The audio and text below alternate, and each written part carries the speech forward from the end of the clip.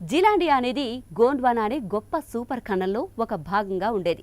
అదే ఖండం ఆ తర్వాత కాలంలో ఆఫ్రికా, దక్షిణ అమెరికా, అంటార్కిటికా, ఆస్ట్రేలియా ఉపఖండాలుగా విడిపోయింది. ఇలా విడిపోయే ప్రక్రియలోనే జిలాండియా కూడా తన సొంత ప్రయాణం మొదలెట్టింది. జిలాండియాలో మొదటిగా దక్షిణ భాగం వేరు కావడం మొదలైంది. దాదాపు 8 కోట్ల సంవత్సరాల క్రితం ఇది అంటార్కిటికా నుంచి విడిపోయింది. తర్వాత 6 కోట్ల ఏళ్ల క్రితం దాని ఉత్తర భాగం ఆస్ట్రేలియా నుంచి విడిపోయింది. భూకంపాల శక్తి, భూఖండాల కదలికల వల్ల జిలాండియా శీతలమైన భూభాగంగా మారిపోయింది. ఇక సుమారు 4 కోట్ల సంవత్సరాల క్రితం జిలాండియా క్రస్ట్ బాగా తేలిగ్గా మారిపోయింది. అప్పటి నుంచి ఇది క్రమంగా సముద్రంలో మునిగిపోతూ వచ్చింది.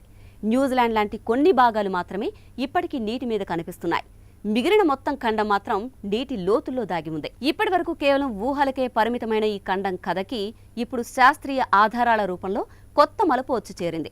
ఆధునిక టెక్నాలజీతో చేసిన అధ్యయనాలు, సముద్రపు లోతుల్లో సేకరించిన శిలలు, భూగర్భ నిర్మాణాల విశ్లేషణలు ఇవన్నీ జిలాండియా నిజంగా ఒక ఖండమే అనే విషయాన్ని స్పష్టం చేస్తున్నాయి.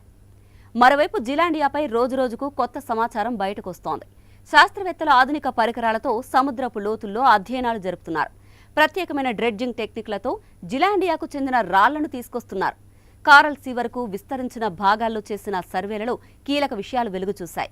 Sand stone, mudstone, limestone, basalt వంటి పలు రకాల శిలలు బయటపడ్డాయి.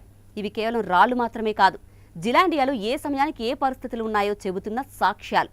ఈ శిలల్లో కొన్నింటిని పరీక్షించి చూస్తే అవి సుమారు 9.5 కోట్ల సంవత్సరాల క్రితం నాటివని తేలింది. మరికొన్ని గ్రానైట్, అగ్నిపర్వత శిలలు 13 కోట్ల సంవత్సరాల నాటి జిలాండియా చరిత్రను చూపిస్తున్నాయి.